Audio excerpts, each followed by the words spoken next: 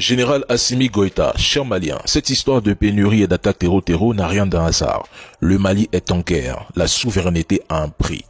Il vous avait prévenu dès le départ. On ne sort pas de 60 ans de tutelle française sans que cela se paye cher, c'est impossible.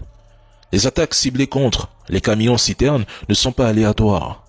Les terreaux visent les artères vitales du pays pour affaiblir Bamako et retourner la population contre ses dirigeants.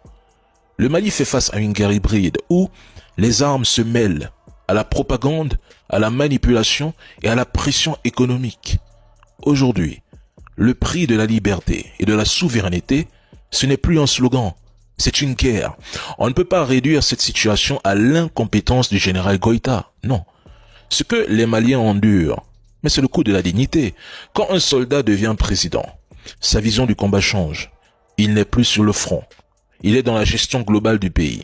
Sur le champ de bataille, il pense survie, stratégie, victoire. Mais à la tête d'un État, il doit mesurer le coût humain, diplomatique, économique et politique de chaque décision. Il doit gérer un peuple, ses attentes, ses colères. Donc, entre le Mali d'hier, soumis, dépendant, pillé par les Occidentaux, avec une armée étrangère qui dictait ses lois sur son sol malgré la guerre, et le Mali d'aujourd'hui sous Assimi Goïta, debout, en lutte pour sa souveraineté, sa dignité, chassant les ingérences et reprenant son destin en main, tu préfères quoi? L'humiliation ou la dignité? Parce qu'il faut trancher.